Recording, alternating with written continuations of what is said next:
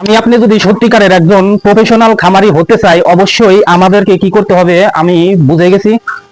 আমাদেরকে ছোট বকনা হোক সার হোক, জাত মানে খুব ভালো দেখে এইরকম ছোট সাইজের বকনা কিনে তারপরে এই যে গাভী দেখতে পাচ্ছেন এরকম গাভী তৈরি করতে হবে। যেদিন আমরা নিজেদের বাড়িতে এরকম গাভী তৈরি করতে পারবো, তখনই কিন্তু আমরা নিজেদেরকে প্রতিষ্ঠিত খামারি বলতে পারবো। আর এটা করতে গেলে আমাদের অবশ্যই তিনটা জিনিস থাকতেই হবে। প্রথম যে জিনিসটা থাকতে হবে সেটা হচ্ছে ধৈর্য। অসীম ধৈর্য থাকতে হবে, কেননা ধৈর্যশীলকে আল্লাহ তাআলা পছন্দ করেন এবং ধৈর্যশীলকেই কিন্তু আল্লাহ তাআলা পৃথিবীতে ভালো রাখেন, ভালো কিছু দেন।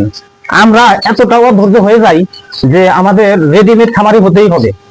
বিগত কয়েকদিন ধরে আমি কয়েকটা ভিডিও আপনাদের সামনে দিয়েছি। অমুক জায়গা থেকে, যেমন পাবনা থেকে একজন প্রবাসী ধরা খাইছে, পাবনা থেকে আরেকজন প্রবাসী ধরা খাইছে। কি সব গরু কিনে ধরা খাইছে? গাভীন, 9 মাসের গাভীন বা গাভী যেটাই হোক, একটা অন্যের পালা গাভী বা অন্যের পালা একটা গাভীন বকনা আপনি বাড়িতে নিয়ে আসলেন। সেই বকনাটা তারা কি খাইয়ে মানুষ করেছে, অথবা তারা কিভাবে মেনটেনেন্স করছে সেই গর্ভকালীন সময়টা, এটা কিন্তু আমরা জানি না। যখন আমরা সেটা কিনে নিয়ে আসি তখনই কিন্তু ধরা খাই। আমি ধরা খাইতে খাইতে শেষ। এখন আমি নিজেকে অবশ্যই একজন প্রফেশনাল খামারি হিসেবে দাঁড় করাবই। সেই জন্য কিন্তু আপনাদেরকে, যারা আমাকে ফলো করেন, অবশ্যই আপনারা এই বিষয়টা মাথায় রাখবেন। ধৈর্য ছাড়া শুধু গরু পালন না, যে কোনো বিষয় আপনি যদি ধৈর্য না থাকে আপনি কিন্তু কিছুই করতে পারবেন না। এটা মহান আল্লাহ তাআলাই বলেছেন যে নিশ্চয় আমি ধৈর্যশীলদেরকে পছন্দ করি। আর একটা বিষয় থাকতে হবে, সেটা হচ্ছে আপনার প্রচুর পরিমাণে পরিশ্রম করার সক্ষমতা। কারণ এই গরু পালন করতে গেলে আপনার সক্ষমতা কিরকম, আপনার এই শ্রম দেওয়ার সক্ষমতা থাকতে হবে। আপনার এই গরু নিয়ে পড়ে থাকলে হবে না। আপনি 3টা 4টা বকনা কিনে আপনাকে কিন্তু বাইরে কাজ করতে হবে। বাইরে কাজ করার পরে এদেরকে শাসন এবং আদর যত্ন দিয়ে তারপরে এদেরকে বড় করতে হবে। পাশাপাশি আপনাকে কাজ করতে হবে। ধরেন এটা হচ্ছে আমার একটা চারা গাছ অথবা বাড়ির ছোট একটা সন্তান। যখন আমি একে খাইয়ে দিয়ে বা একে একটা পরিপূর্ণভাবে একটা বড় সার অথবা গাভী তৈরি করতে পারবো, তখন একটা বাজার মূল্য কিন্তু আমি পাবো। তখনই কিন্তু আমার সংসারটা ভালোভাবে চলবে। এখন আপনি বাহিরে বসে চিন্তা করলেন, ইউটিউবে রং বেরঙের ভিডিও দেখলেন, বড় বড় গাভী দেখলেন 40 লিটার, 35 লিটার, 20 লিটার, আর সেই স্বপ্নে বিভোর হয়ে আপনি 5 লক্ষ 6 লক্ষ টাকা দিয়ে গাভী কিনে আনলেন। আনার পরে আপনি দেখলেন যে আপনি সেই শূন্য কোটায় চলে গেছেন।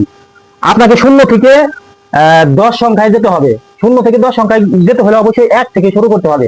এর জন্য আমার সমস্ত কিছু মাথা ধোপা শেষ। আমি এই সকল এই যে অযত্ন ভালাই রয়েছে, এইগুলোকে যখন আপনি যত্ন করে একটা গাভী বানাইতে পারবো, তখনই বলতে পারবো যে আমি একজন খামারি। এর আগে আমি ছিলাম একজন মানে পেটের দায় খামারি। ইচ্ছা হয়েছে একটা ঘর তুলে আমি গাভী কিনে আনছি। গাভী কিনে আনার পরে যখন একদম জিরোতে চলে গেছি তখন বুঝতে পারছি। আর এই বিষয়গুলো নিয়েই আমি প্রতিনিয়ত আপনাদের মাঝে কথা বলে যাচ্ছি। আমি যদি অবশ্যই যদি একজন প্রফেশনাল খামারি হতে চাই, সেজন্য আমাদেরকে একদম জিরো থেকেই অবশ্যই শুরু করতে হবে। আপনি ষাঁড় বাছুর কিনেন বা বকনা কিনেন, সেটা ছোট দিয়েই শুরু করতে হবে।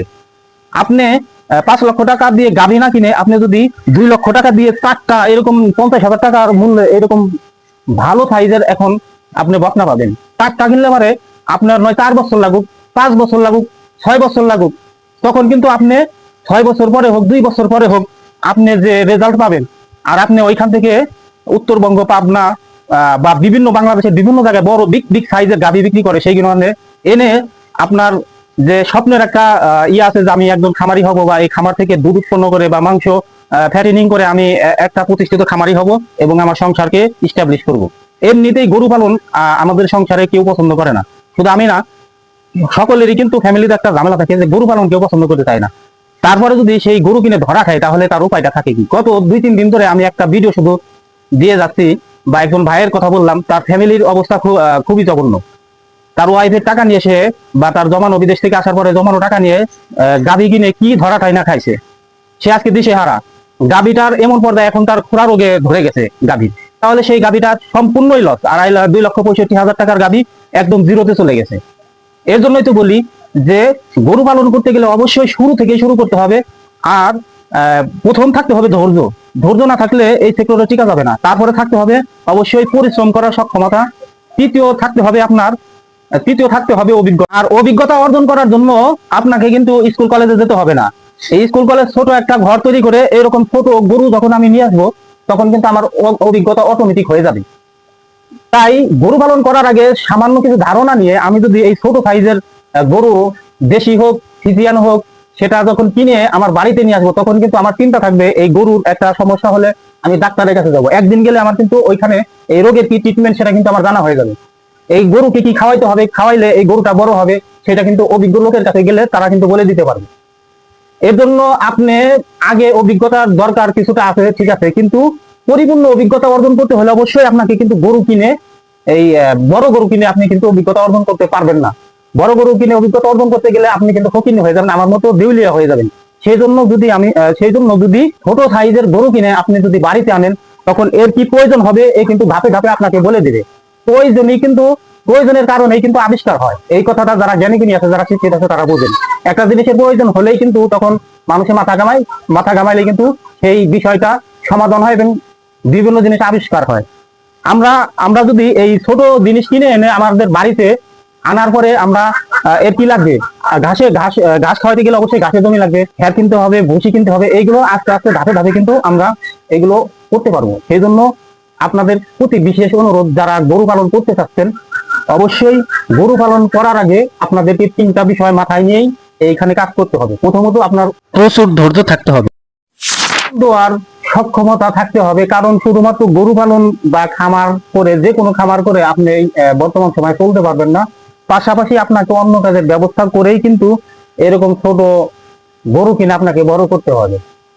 তৃতীয়ত আপনার অভিজ্ঞতার কথা বললাম, অভিজ্ঞতা আপনি অর্জন হয়ে যাবে। যখন আপনি এইটা কিনবেন তখনই কিন্তু আপনাকেই এই গরুগুলো বলবে যে এখন আমার এই জিনিসটা লাগবে, আমার ঘাস লাগবে, আমাকে হিটে আনতে হলে ওষুধ বা সাপ্লিমেন্ট খাওয়াইতে হবে। এইগুলো আস্তে আস্তে কিন্তু অর্জন হয়ে যাবে। যেমন আমি শুরু করছিলাম, আমি একজন গাড়ি চালক ছিলাম, সেইখান থেকে আজকে আমি আপনাদের সামনে কথা বলতেছি।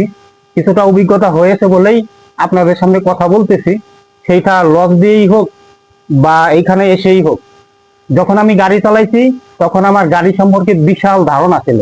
এখন ওইটা বাদ দিয়ে এখন আমি গরু পালন করতেছি, এখান থেকেও আমার অভিজ্ঞতা অর্জন হচ্ছে। এখন একটা খামার কিন্তু আমার অলরেডি আছে, তাই আমি আবার কিন্তু শুরু থেকে জিরো থেকে শুরু করছি। এতদিন আমার যেভাবেই হোক ঋণ মিন করেই হলেও আমার কিন্তু ইচ্ছা মানে খামার টিকে রাখতে চাওয়ার জন্য কিন্তু গাভী কিনতে হতো, কিন্তু আমি সেটা কিনবো না। এখানে যদি আমার 10টা বছর সময় দিতে হয় তারপর আমি দেবো, কিন্তু আমার বাড়িতেই আমি 25 লিটার, 30 লিটার, 50 লিটারের গাভী তৈরি করবো। এটা আমার প্রতিজ্ঞা। এরকম প্রতিজ্ঞা আপনাদেরও যদি হয়, আপনারা যদি আপনাদের মনের ভিতরে থাকে যে না আমি কিনে গাভী করব না, আমার বাড়িতে আমি গাভী তৈরি করব, তখনই কিন্তু আমি না শুধু আপনিও কিন্তু একজন প্রতিষ্ঠিত খামারি হতে পারবেন। অতএব এই কথাগুলো বললাম ক্ষোভের থেকেই বললাম, কারণ অনেকেই শুধু গাভী কিনতে যান, কোন জায়গা থেকে গাভী কিনলে ভালো হবে, কোন জায়গা থেকে কি করতে হবে, এই বিষয়গুলো মাথা থেকে ঝেড়ে ফেলে স্থানীয় হাটের থেকে বা আপনাদের স্থানীয় খামার থেকে একদম ছোট 7-8 মাসের, বেশি না 7-8 মাসের, এরকম 7-8 মাসের বকনা বা ষাঁড় কিনে আপনি খামার শুরু করেন, স্টার্ট করেন। ইনশাল্লাহ আমি কথা দিলাম, ধৈর্য এবং অভিজ্ঞতা এবং শ্রম যদি আপনি দিতে পারেন তাহলে একদিন না একদিন আপনি সফল খামারি হতেই পারবেন। এই আশাবাদ ব্যক্ত করে আপনাদের কাছ থেকে বিদায় নেব। বিদায় নেওয়ার আগে একটা কথা বলে যাই, অবশ্যই আমার চ্যানেলটি সাবস্ক্রাইব করবেন, ভিডিওতে একটা লাইক দিবেন এবং সকলেই ভালো থাকবেন। আসসালামু আলাইকুম।